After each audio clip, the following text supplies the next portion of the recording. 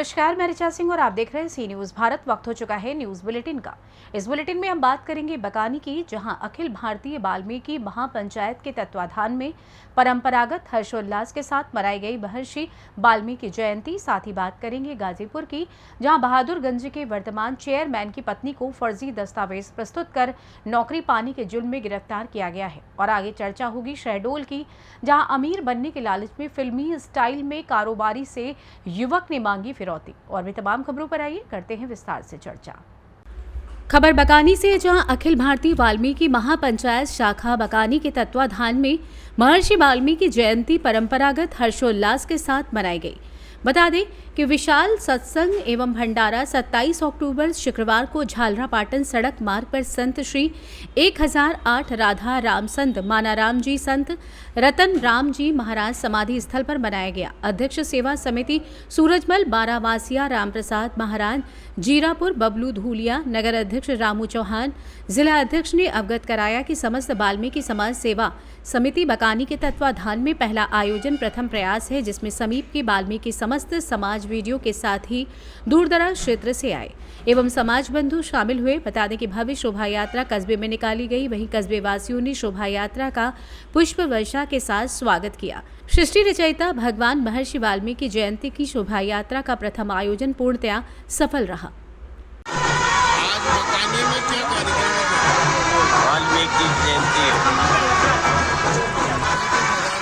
हम छोटा सा आए हैं। वाल्मीकि जयंती का पर्व मनाया जा रहा है बकानी में। और वाल्मीकि भगवान त्रिकालदर्शी है, जिनके द्वारा रामायण की रचना की गई है। भगवान राम के 10,000 वर्ष पहले ही उनने अपनी गाथा लिख दी थी रामायण में, जो सबसे उतरी। बहुत बड़ा पर्व है, आज पूरे हिंदुस्तान में मनाया जा रहा है। बकानी में भी है, कोटा में भी, कई जगह आज शोभा यात्रा निकलेगी, दिल्ली में निकलेगी। बेहतर कुल के सबसे बड़े संत हुए, इनको आराध्य देव के रूप में पूजा जाता है।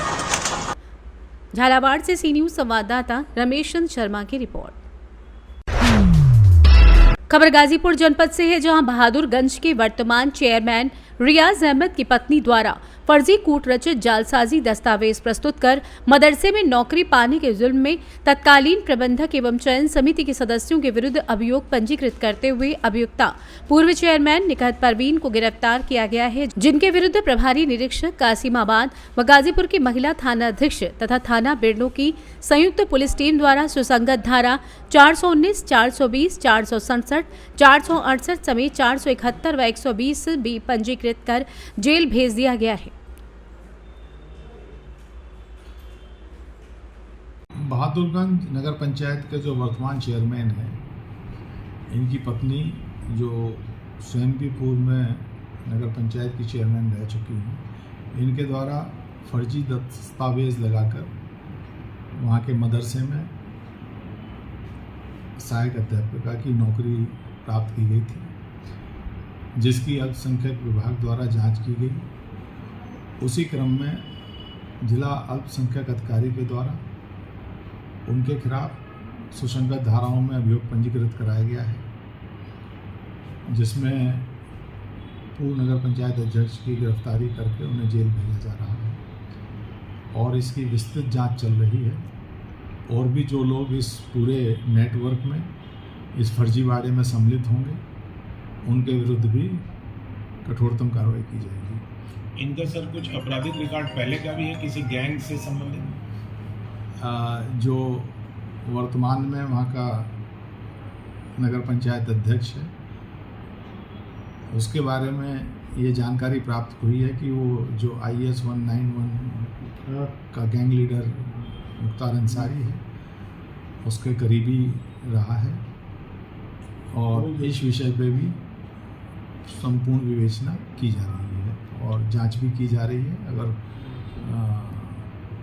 जांच के आधार पर तदनुसार इसमें कार्रवाई की जाएगी। गाजीपुर से सी न्यूज संवाददाता रामू चौरसिया की रिपोर्ट। खबर हरदोई के थाना बेनीगंज की है, जहां पर हुलासपुर माइनर पुलिस चौकी का मामला है, जहां चौकी में 24 घंटों ताला पड़ा रहता है। सुरक्षा व्यवस्था को लेकर व्यापारियों में आक्रोश है। वहीं दुकानदारों ने पुलिस अधीक्षक से हुलासपुर चौकी पर होमगार्ड की ड्यूटी लगवाए जाने की मांग की है। कोई से सी न्यूज संवाददाता शिवम गुप्ता की रिपोर्ट। खबर शाहजहांपुर जिले के पुवाया से है, जहां आपको बताते चले कि पुवाया थाना क्षेत्र के गांव मजीदपुर निवासी पंकज पुत्र राकेश गुरुवार को शाम को लगभग 8 बजे गांव के ही डॉक्टर के पास दवा लेने जा रहा था। तभी वरुण पुत्र प्रमोद कुमार पुरानी रंजिश को लेकर मारपीट करने लगा। मारपीट के दौरान प्रदीप जब बचाने आया तो उससे भी मारपीट की। उसके बाद प्रदीप के पुत्र शिवा के साथ भी मारपीट की। पंकज ने बताया कि इससे पहले भी यहाँ कई लोगों के साथ मारपीट कर चुका है। पंकज पुत्र राकेश कुमार और शिवा पुत्र प्रदीप कुमार ने थाने में तहरीर देकर न्याय की गुहार लगाई है। क्या नाम है तुम्हारा? सुधीर कुमार। कहाँ के रहने वाले हो? किसके साथ मारपीट हुई, क्या कुछ मामला था? अरे पहले पंकज नहीं है जाटू लोग उनसे झगड़ा करा था, सब लोग बचा रहे थे, ठीक है, उनको छोड़ दिया, उसको बहुत मारा। फिर बाद में घर में प्रदीप को मारा तो उसका लड़का बचाने उसको मारने लगा। ये प्रदीप का लड़का है? हाँ। अच्छा, उम्र लगभग कितनी है? 22 साल उम्र है। बात क्या थी? शराब पिए तो झगड़ा करा, दूसरों के साथ था, उनको मारा तो उनको छुड़ा दिया। बाद में उनको छुड़ाने के बाद प्रदीप को मारने लगा। तभी निकल लगा बचाने के लिए तो उसके शिवा को मारने लगा। वो तुम्हारा कौन है? ये हमारा भतीजा है। क्या नाम है तुम्हारा? पंकज। कहाँ रहते हो? मजीदपुर। पापा क्या नाम तुम्हारा? बताओ क्या हुआ? मैं दवा लेने जा रहा था यहाँ पे आरिफ के यहाँ। वहाँ दवा लेने जा रहा था, वो 10 रुपये का मांगने लगा। अच्छा, कोई पुरानी रंजिश है? हाँ, विनोद से लड़ाई हो गई थी, इसलिए वो लड़ रहा था। फिर क्या हुआ? तो वो लिपटा में वो मारा। शाहजहांपुर से सी न्यूज संवाददाता विनोद यादव की रिपोर्ट। शहडोल जिले के बुढ़ार थाना क्षेत्र में फिरौती मांगने का सनसनीखेज मामला सामने आया है। दरअसल रीवा के रहने वाले एक नाबालिग युवक जो वर्तमान में बुढ़ार में रहकर बुढ़ार शहडोल मार्ग पर ट्रांसपोर्टिंग पर काम कर रहा था। युवक को एक लड़की से प्रेम हो गया जिससे वो शादी करना चाहता था, जिसके लिए उसे पैसों की जरूरत थी। उसी जरूरत को पूरा करने के लिए युवक ने पहले मोबाइल पर फिरौती मांगने के कुछ वीडियो सर्च किए और ट्रांसपोर्ट के सामने रहने वाले गुप्ता परिवार के व्यापारी के इकलौते बेटे के अपहरण के नाम पर मोबाइल में मैसेज में धमकी देकर पहले 20 लाख रुपए की मांग की। परिजनों ने मामले की जानकारी बुढ़ार पुलिस को दी। इस बात की जानकारी गुमनाम किडनैपर को लगी, जिससे वो नाराज हो गया और फिरौती की रकम बढ़ाकर 25 लाख रुपए कर दिया, जिससे परिजनों ने मामले की शिकायत बुढ़ार थाने व शहडोल एएसपी से की। परिजनों की शिकायत पर पुलिस मामले की पड़ताल में जुट गई और साइबर सेल की मदद से पुलिस ने आरोपी को पकड़ लिया। बता दें कि इस पूरे मामले में पुलिस का कहना है कि मोबाइल पर फिरौती रकम मांगने का एक मामला सामने आया था, जिस पर कार्रवाई करते हुए फिरौती मांगने वाली को पकड़कर बाल न्यायालय पेश किया गया है। आइए जानते हैं इस विषय में एसपी शहडोल अंजुलता पटले एडिशनल और पीड़ित परिजनों का क्या कुछ कहना है।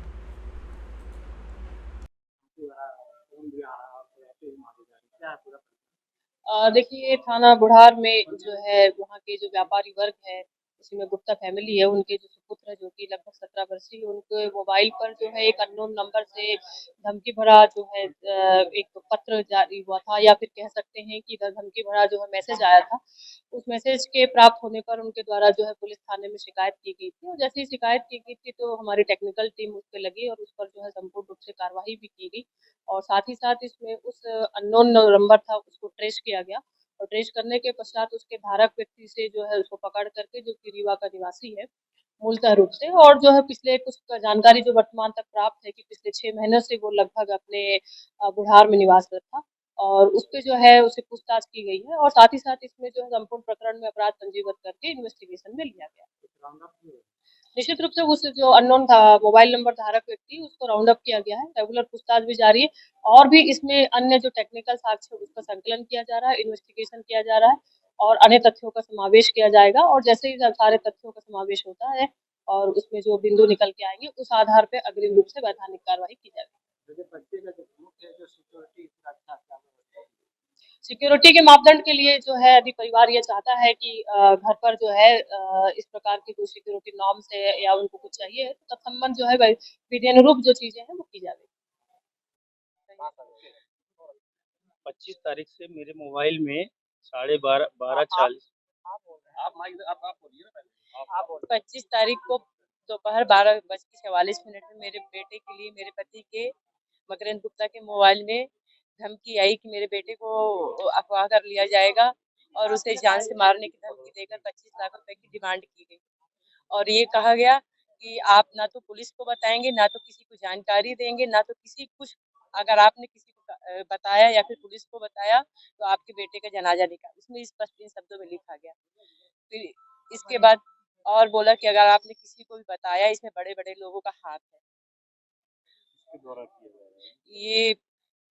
ये नहीं बताया गया, उसमें लिखा नहीं था, लेकिन इसलिए बस ये बताया गया कि ये किसी बड़े बड़े लोगों का हाथ है इसमें। फिर उसके बाद शाम को फिर उनने मैसेज किया कि आप जैसे हमारे फैमिली में मेरे बड़े भाई श्री मंगेश गुप्ता जी और श्रीमती ज्योति भी सुने तो दौड़े आए घर, तो बोला गया कि वो आपने सबको बता दिया है, अब 20 से 25 लाख की डिमांड हो गई। फिर उसके बाद उन्होंने मैसेज किया कि बच्चे को आप कब तक घर से बाहर नहीं निकालोगे, क्यों नहीं निकलने दे रहे हो, जब भी निकालोगे तब भी हम पूरा करेंगे। उन्होंने 25 से लेके 27 तारीख तक का टाइमिंग हमको दिया। बड़े भैया को भी मारने और आपसी रंजित कोई भी दूर दूर तक कोई भी आपसी रंजित किसी प्रकार की, हम लोग एकदम सीधे साधारण व्यक्ति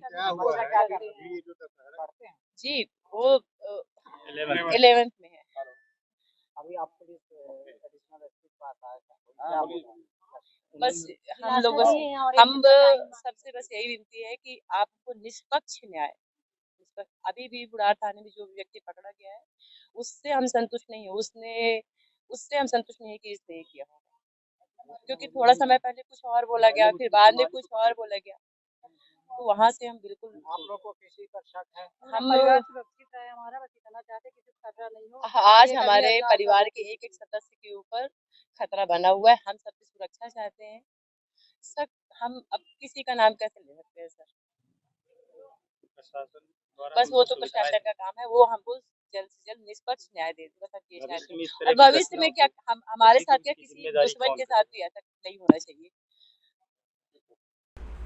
शहडोल से सी न्यूज़ संवाददाता रजनीश शर्मा की रिपोर्ट।